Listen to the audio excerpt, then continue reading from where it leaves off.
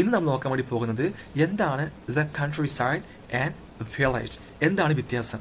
നമ്മൾ മലയാളികൾ ഗ്രാമം എന്ന് പറയാൻ വേണ്ടി യൂസ് ചെയ്യുന്ന ഒരേ ഒരു വാക്ക് വില്ലേജ് ആണ്.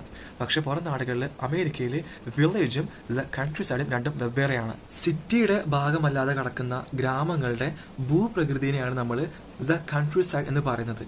അവിടെ നമ്മൾ മീൻ ചെയ്യുന്നത് അതിൻ്റെ ഭൂപ്രകൃതിനെയാണ്, അതിൻ്റെ പച്ചപ്പും ഹരിതാപം നടന്നിട്ടുള്ള അതിനെയാണ് ദ കൺട്രി സൈഡ് എന്ന് പറഞ്ഞാൽ മീൻ ചെയ്യുന്നത്.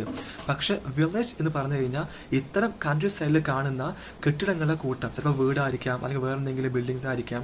നമ്മുടെ ഐഡിയയിൽ ഗ്രാമം എന്ന് പറഞ്ഞ ഭൂപ്രകൃതിയാണ്. ഭൂപ്രകൃതിയുടെ ഇംഗ്ലീഷ് വില്ലേജ് അല്ല, ദ കൺട്രി സൈഡാണ്. ഫോർ എക്സാമ്പിൾ, ഞാൻ ചിലപ്പോൾ ഒരു കൺട്രി സൈഡിലൂടെ ടൂർ പോയി എന്ന് വരാം. അങ്ങനെ പോയിക്കൊണ്ടിരിക്കുമ്പോൾ ഞാൻ ചിലപ്പോൾ ഒരു ഫിഷിംഗ് വില്ലേജ് കണ്ടു എന്ന് വരാം. അതായത് മീനെ പിടിച്ച് ജീവിക്കുന്ന ആളുകൾ ജീവിക്കുന്ന ആ ഒരു ഏരിയ, അവരുടെ വീട്, അവിടുത്തെ ആളുകളെ അവരെ കണ്ടു എന്ന് വരാം. അത് വില്ലേജ് ആണ്. അവരെ കണ്ട ഏരിയ ഏതാണ്? കൺട്രി സൈഡാണ്.